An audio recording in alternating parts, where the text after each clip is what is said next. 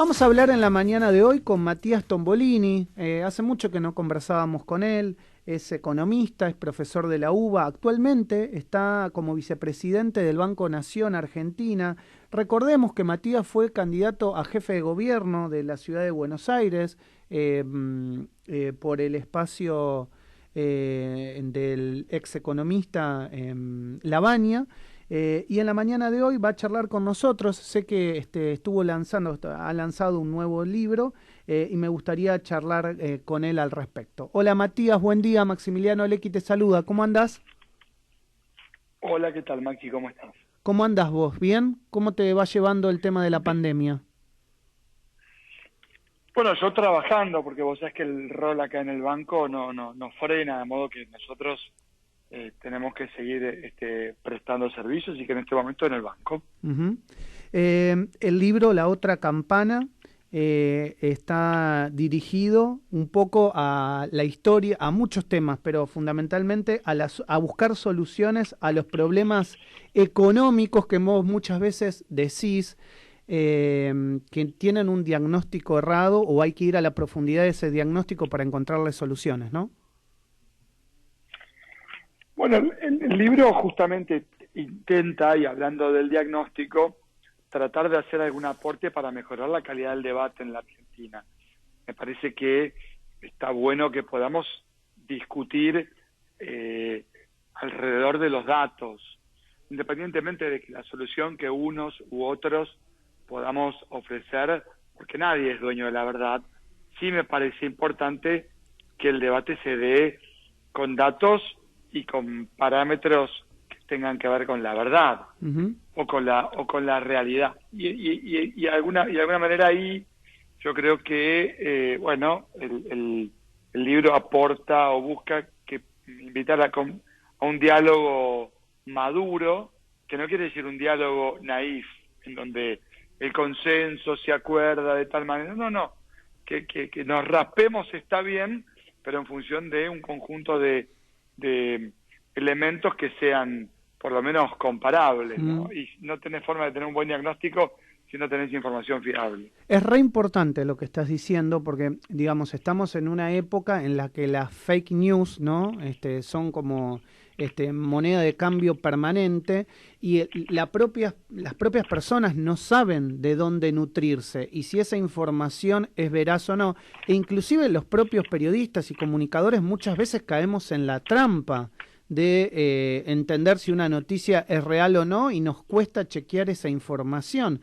¿Cómo haces en este marco, digamos, chequear datos que sean duros? Bueno, el desafío allí, Maxi, tiene que ver con, las fuentes están, obviamente, son todas fuentes oficiales de este gobierno y del anterior, y del mundo, cuando hablamos de FMI o de Banco Mundial, pero la búsqueda también tiene que ver con cómo, con esa información, bueno, ¿qué hacemos? Yo lo que presento, justamente por eso es la otra campana, es, a partir de esa información, un conjunto de conclusiones, o si querés, una invitación a escuchar un conjunto de conclusiones diferentes de lo que uno por ahí escucha como predominantemente en los medios hoy, que está como más tomado por un discurso opositor, que no es todo lo mismo, hay que decirlo, pero que de alguna manera uno ve cómo aparecen barbaridades que no tienen nada que ver con la realidad y que, nos quitan el foco en esto de intentar buscar soluciones, Sí, ¿no? sí. ¿Cómo te está yendo, Matías, con ese camino del medio que planteaste en la campaña electoral?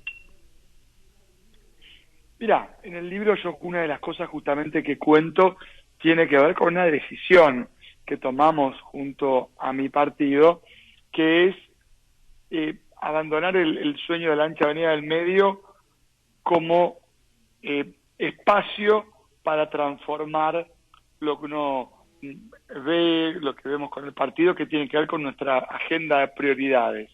Esto no quiere decir abandonar el centro en términos ideológicos. Yo no soy una persona de derecha bajo ningún punto de vista, pero tampoco soy de izquierda. Pero yo creo que sí, la invitación de Alberto a comienzos de su gestión, con la vocación de construir un gobierno ancho, profundo, diverso, tenía que ver y tiene que ver con una agenda cuyas prioridades nosotros compartimos, que también fueron bastante congruentes con las prioridades que la Baña planteó en la campaña en términos de renegociación de la deuda externa, en términos del combate al hambre, y en ese contexto me parece que, digamos, tal y como está planteada las alternativas hoy en la sociedad, la coalición del gobierno representa de mejor modo el conjunto de prioridades que yo creo que tiene que tener la Argentina hoy. Entonces, esto no quiere decir abandonar el centro en términos ideológicos. Sí, sí, se entiende, se entiende. Y a partir de ese acercamiento que se dio desde el principio de la gestión del presidente Alberto Fernández, ¿cómo está y cómo quedó tu relación con la Baña? ¿Él concuerda, digamos, con este posicionamiento, con este acercamiento? ¿Está de acuerdo, digamos, con tu nuevo rol? ¿Lo pudiste charlar con él o es algo que no se conversó? Sí, por supuesto que charlamos. Las decisiones que toma nuestro partido son decisiones de carácter independiente, porque el camino que recorrimos con Roberto fue un camino de coalición electoral, ¿sí? Compartiendo, como te digo, un conjunto de temas, pero muchas de las personas que formamos parte de aquella coalición electoral, sin ir más lejos, Marco, hoy estamos en la gestión del gobierno, ¿sí? Y entonces ahí obviamente hubo acuerdo. Roberto es un hombre que no tiene responsabilidades de gobierno, me parece que es uno de los esenciales para la Argentina, es un tipo al que hay que escuchar, y creo que, bueno, él, digamos, por supuesto, compartió inicialmente, y los matices que él marca, algunos más fuertes y otros son de acompañamiento, son matices que van en el sentido correcto. Es decir, si vos mirás un poco a Roberto y a Sergio, de quien yo soy muy cercano, lo que vas a encontrar es que puede cambiar la herramienta, pero no cambian los valores. O sea, la percepción de política y la agenda de temas sigue siendo la misma. Mirá Sergio, digamos, trabajando para eliminar el impuesto a las ganancias a la mitad de los trabajadores registrados de la Argentina, digamos, es lo que planteaba en 2013. O sea, no hay una agenda completamente distinta, sí hay un alineamiento, comprendiendo que la alternativa ante esa falta de alineamiento fue el triunfo de Macri, que dejó a la Argentina en un peor lugar que la agarró, digamos, del mismo Macri. Lo cual me parece que ahí también hay una decisión. Matías, un poquito de ese diagnóstico llevado a la realidad y entender a ver cómo podemos salir para adelante. Creo que estamos todos de acuerdo que consecuencia de la pandemia la recesión se ha hecho muy larga, caída de los indicadores durante el año pasado, de alguna manera empezaba a repuntar los primeros meses del año, creo que ahora los números no van a ser favorables con estos días de confinamiento, pero veremos cómo terminan los números del mes de mayo. Y un poco hacia adelante lo que le preocupa a la gente es el tema inflacionario. ¿Cómo lo ves vos y si de alguna manera hay un camino económico marcado y trazado para encontrar la luz verde al final de este largo túnel que estamos viviendo? Vos marcaste una cosa que es el gran problema de la economía argentina hace mucho tiempo, que sin dudas es la inflación. Argentina, que viene transitando un camino de un régimen de alta inflación, tiene dos desafíos: bajar la inflación y que los sueldos le ganen a los precios. Exacto. ¿No? Sí. Digamos, y ahí vos, en la gestión de Macri, tuviste la continuidad de un camino de un régimen de alta inflación, con una diferencia con la gestión del último gobierno de Cristina, porque con Macri los salarios avanzaron registrados 228%, la inflación fue 286% y el dólar avanzó 542%. O sea que hubo un deterioro del poder de compra del salario en pesos y ni te explico en dólares. Eso tuvo como reflejo una contracción de la economía, del tamaño de la economía, caída del consumo, caída de la inversión. Bueno, Alberto cuando asume, si vos mirás la primera parte de los primeros 3 meses, claramente los salarios habían retomado un sendero de recuperación hasta la pandemia, y cuando comienza la pandemia, bueno, las restricciones propias de un país que no tenía otra alternativa para buscar financiamiento que la emisión monetaria, porque no tenía margen para tomar deuda ni para usar fondos propios ahorrados previamente, como sí hicieron Brasil, Uruguay, Chile, mismo Ecuador, buscando financiamiento en el exterior. Argentina solo podía emitir porque tenía una restricción de default, y entonces eso alimenta la inflación del presente, porque podemos decir que la inflación es un fenómeno multicausal. Una causa muy importante es el impacto monetario, porque si la emisión no tuviera nada que ver con la inflación, en vez de cobrar impuestos, emitiríamos dinero directamente y todo el mundo sería feliz. Con lo cual, obviamente eso tiene un impacto en la tasa de inflación presente, que recordemos, se basa en una emisión que financió 8,5 puntos de déficit fiscal. En Argentina tuvo un déficit importante, probablemente menor que el de otros países de la región, básicamente porque no tenía manera de financiar ese déficit. Y hoy lo que vos tenés es un gobierno que despliega un conjunto de herramientas que intentan, bueno, trazar un camino de desinflación, que es un camino que, si uno no apunta al shock, que en Argentina el shock significa, digamos, deterioro de las condiciones sociales de vida de la población, en un país que ya tiene 42 puntos de pobreza, no hay margen para mucho shock, que digamos.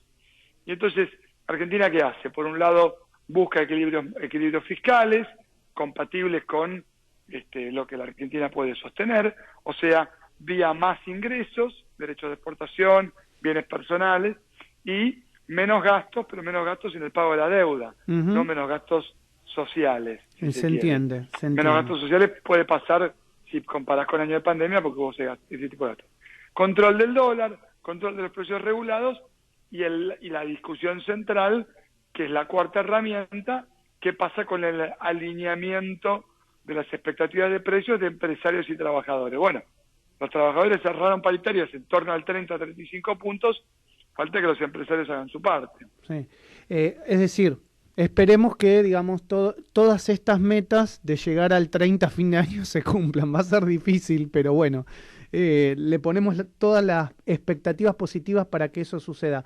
Matías, te quiero agradecer por estos minutos con Radio Sónica, siempre tan amable. ¿Cómo te estás sintiendo en este nuevo rol en el Banco Nación?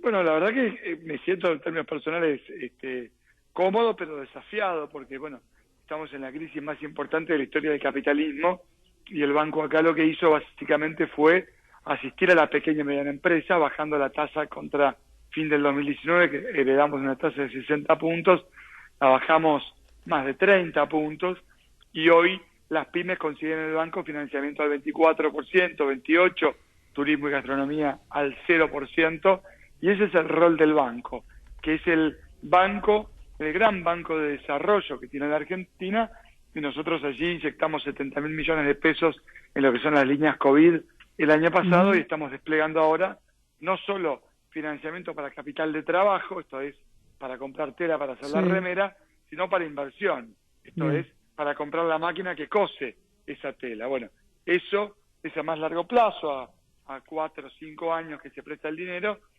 y le da cumplimiento a la Carta Orgánica del Banco. Así que, en ese sentido, muy contento. ¿Le das un pulgar para arriba al ministro de Economía, Martín Guzmán?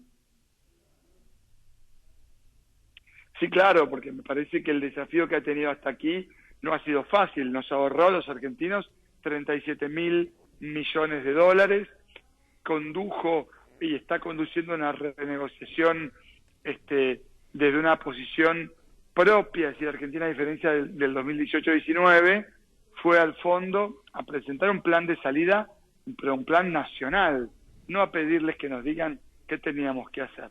En ese sentido, yo creo que Alberto ha instruido bien a Martín, que representa de buen modo o sintetiza de buen modo los vectores que ve la coalición de gobierno para un desarrollo nacional que sea sostenido en el tiempo, ¿no?